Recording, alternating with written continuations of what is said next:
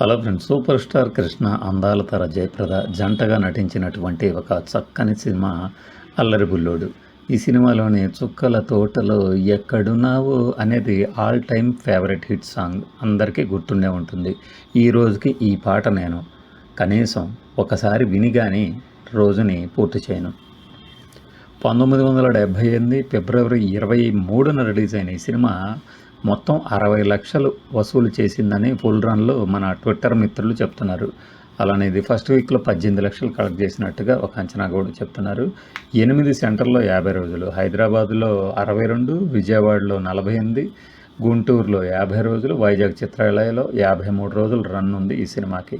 అయితే ఈ సినిమాని మనకి దేవుళ్ళ లాంటి మనిషి అనే కృష్ణ గారి సెమీ బయోగ్రఫీ లాంటి ఒక బుక్లో అంతగా ఆడలేదు అనడం విశేషం. ఎందుకంటే 1978లో 60 లక్షలు వసూలు చేయటం, దానికి తోడు 8 సెంటర్లో 50 రోజులు ఆడిన సినిమా ఆడలేదు అనడం ఒకంత ఆశ్చర్యం కలిగించే విషయం కాక, ఈ సినిమా నిర్మాతలు మారుతి ఫిల్మ్స్ బ్యానర్ మీద ఈ సినిమాని తీశారు. వీరు గతంలో అంటే వారి మొదటి సినిమా శోభన్ బాబు గారితో బాబు సినిమా, ఆ సినిమా సక్సెస్ అయిన తర్వాత జీవన్ తీరాలనే ఒక సినిమా తీశారట. అది పోయిన తర్వాత కృష్ణ గారిని అప్రోచ్ అవ్వడం, కృష్ణ గారు వెంటనే డేట్స్ ఇవ్వడంతో ఈ సినిమా ప్రారంభించి ఆ తర్వాత మన కృష్ణ గారితోనే ఎప్పుడు డేట్స్ ఇస్తే అప్పుడు సినిమాలు తీసేవాళ్ళట.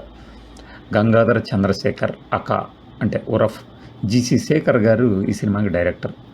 సినిమా కథ విషయానికి వస్తే, ఒక జమీందారు ఆయన ఆస్తి కోసం అతని కొడుకుని గనక పక్కకు తప్పిస్తే ఇక తన కొడుకుని ఆ ప్లేస్లో పెట్టడం, లేదంటే తన గుప్పెట్లోనే ఆస్తిని పెట్టుకోవటం అనే ఒక కాన్సెప్ట్. దీంట్లో వంకాయల గారు జమీందారుగా నటించగా, రావు గోపాలరావు గారు సదరు గుంటనక్క బావమర్దిగా నటించారు. ఇలా పక్కకు తప్పించినటువంటి ఆ చిన్నారి గోపి కృష్ణ గారు గాక, వారు అంజలీదేవి గారు గుమ్మడి దంపతులకు దొరుకుతారు. ఒక మధ్యతరగతి కుటుంబానికి చెందిన వీరితో కృష్ణ గారు వారి అక్క బావగా భావించి వారి దగ్గరే ఉంటుండగా, వారి కూతురైనటువంటి జయప్రద గారితో ప్రేమలో పడతారు. ఇక్కడ అల్లరి చిల్లరగా తిరిగేటువంటి కృష్ణ గారిని జయప్రద గారు తన మాటలతో మార్చేసి ఒక ఉద్యోగంలో కుదురుకునేటట్లు చేస్తారు. అది టాక్సీ డ్రైవర్ ఉద్యోగం. ఈ టాక్సీ డ్రైవర్ ఎక్కడ చేరతాడయ్యా అంటే, అటు తిరిగి ఇటు తిరిగి జమీందారు గారి ఇంట్లో చేరతారు. మీకు ఈ స్టోరీ వింటుంటేనే తర్వాత కాలంలో మనకి నాయుడు గారి అబ్బాయి కానీ, బంగారు బావులో కానీ కొన్ని సీన్లు గుర్తు రావటం, పోలి ఉండటం సహజం. ఇక జమీందారు గారి కూతురుని తాను అనుకున్నట్టు రావుగోపాలరావు గారు ప్లాన్ వేసినట్టు గిరిబాబు కాకుండా ఒక మామూలు వ్యక్తి అయినటువంటి శరత్ బాబు గారికి ఇచ్చి పెళ్లి చేయడంతో రావుగోపాలరావు గారిలోని విలనిజం బయటకు వస్తుంది. బయటకు వచ్చి అప్పటిదాకా వారు చేసినటువంటి స్మగ్లింగ్ నేర పూరిత కార్యక్రమాలన్నింటినీ శరత్ బాబు మీద కన్వీనియంట్గా తోసేస్తారు. ఆ శరత్ బాబు జైలుకి వెళ్ళేలాగా చేయడంతో ఈ మధ్యలో మన హీరో గారు కృష్ణ గారు అసలు విషయాన్ని బయటపెట్టి వారికి దండన విధించడంతో, పోలీసులకు అప్పచెప్పడంతో కథ ముగుస్తుంది. మధ్యలో ఈ ప్రేమ జంట కృష్ణ జయప్రదకు కూడా అక్క బావగారు అయినటువంటి గుమ్మడి అంజలీదేవి గారు చేస్తారు. ఇక్కడ మనకి ఈ పక్క మాస్ సినిమాలో చక్రవర్తి గారి సంగీతంలో ఒక చక్కని సాహిత్య విలువలు ఉన్న పాట ఉండటం అనేది విశేషంగా చెప్పుకోవాలి. అలానే ఒక మంచి హుషారైన పాట కూడా ఉంది గుమ్మడి కృష్ణ గారి మీద.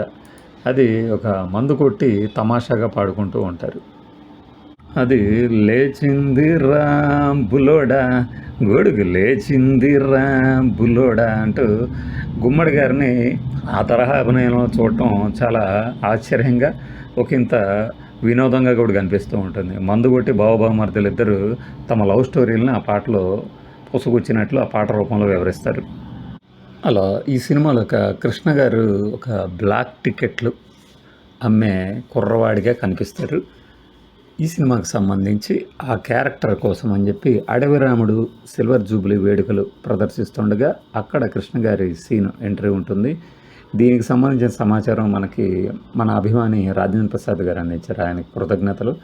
అలా మనకి 1978లో కృష్ణ గారికి ఒక 10 హిట్ సినిమాలు వస్తే అందుకు సంబంధించి ఒక ప్రత్యేకత ఉన్నదని చెప్పుకోవాలి మనం. Thanks for watching this video. By.